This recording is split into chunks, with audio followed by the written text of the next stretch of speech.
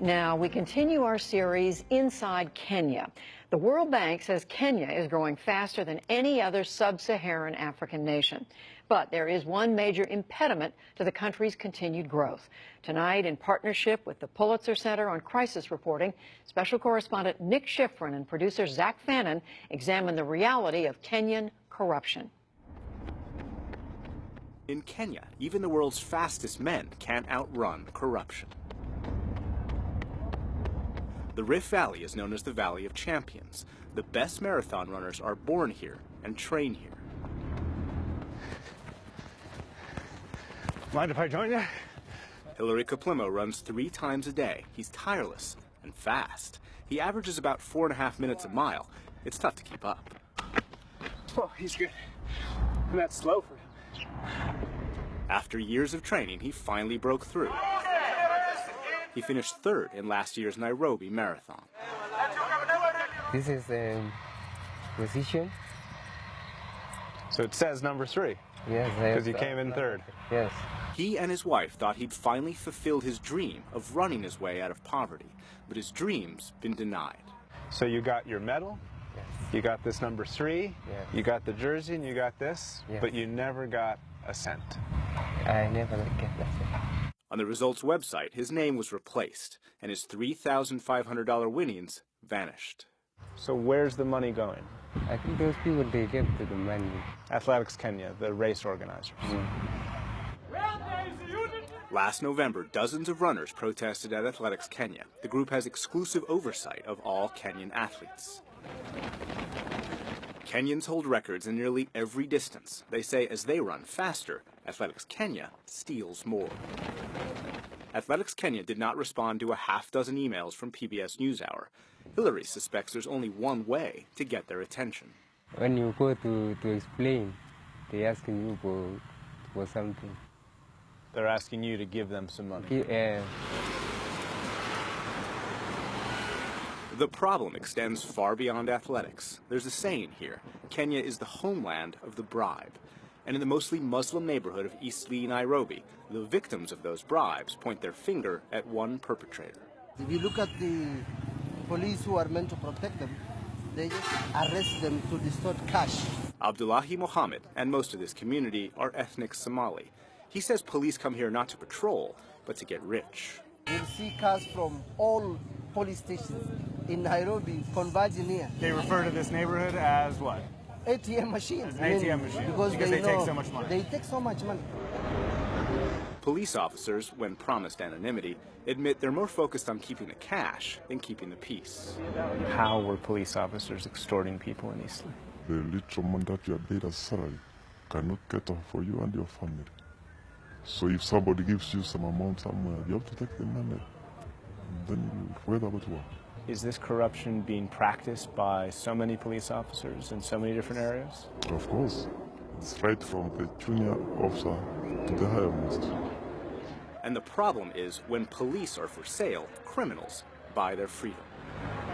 A criminal can come, do anything that they want, they go free. You're paid, and you go free. And while police let criminals free, they arrest anti-corruption campaigners like 32-year-old Boniface Mwangi. Why are we being arrested for fighting corruption? In a country where activist is a dirty word, Mwangi is a fearless, relentless firebrand. The corruption in this country starts from the presidency to the judiciary to the legislature. So all arms of the government are rotten. We are here today because the people we elected are thieves. He is a former journalist whose political activism is often a performance. He covered pigs with fake blood outside Parliament. Pigs are selfish. And our members of parliament are like pigs. If you steal a lot of money, you go into politics and you buy yourself immunity. You can get away with anything in this country, provided you have the money to buy your way off. Every sector in this country is affected by corruption. He might be considered over the top, except what he's fighting is so outrageous. Last year, school kids protested when a landowner confiscated their playground to build a parking lot. They tear gas innocent kids who wanted to access their playground. Other countries have mafia. In Kenya, the mafia have a country. The wealth gap here makes the corruption more egregious. According to one study, Kenyans pay on average 16 bribes every month. And in a city where the bus fare is less than $1 a ride, members of parliament here make 188 times the average salary, which is the equivalent of a member of the U.S. Congress making $8.5 million every year. The moral authority of this regime to do anything about corruption is zero. We've never had that before. What do people know you as? The anti-corruption guy. John Gathongo knows better than anyone how a government becomes corrupt. He was the former government's anti-corruption czar who became a whistleblower. He says today's corruption is getting worse. The corruption we have now poses an existential risk to Kenya. Before, we stole from ourselves. Now, with the Eurobond, we are mortgaging the futures of our children. The alleged missing Eurobond funds. The Eurobond money had been misused. But we are in the middle of a great con game. What's missing? $999 million US dollars. So $999 million are missing. I would prefer the word unaccounted for. Alex Owino used to work at the National Treasury. Last year, he blew the whistle on Eurobond. He calls it a scheme to steal $1 billion. $1 billion goes missing? I mean, how is that even possible? It's almost brazen. If you look at it, it's almost like a smash and grab heist. In 2014, the Kenyan government issued a bond on the Irish Stock Exchange known as a Eurobond, $2.85 billion, invested by JP Morgan Chase and Citibank. By accessing these external funds, we will spur economic growth and provide more employment opportunities to our people. Was the pitch a lie? As it turned out now, the pitch and what exactly transpired are very different. What transpired were violent protests. Because the Treasury was so empty, the government couldn't issue student loans or pay teachers' salaries. If we've just borrowed $2 billion, why are we in this problem? Late last year, the Treasury released documents it called proof the money arrived in Kenya, according to Kenya's top anti-corruption officer, Halake Wako. All the money that were intended to be brought back to Kenya have been brought back to Kenya. But Owino says those documents are fake. The invoice numbers seem falsified. For instance, start at number 25. The second one is going the wrong way. And the third one is number 25, which is the same as the first one. And another document is redacted, hiding the recipient of the money. It actually casts doubts immediately on whether they're authentic or not. How do you investigate the government when it is the government that is allowing you to keep your job and that is funding this organization? Thank you very much. We are investigating government projects on a daily basis. It is our responsibility to investigate the government.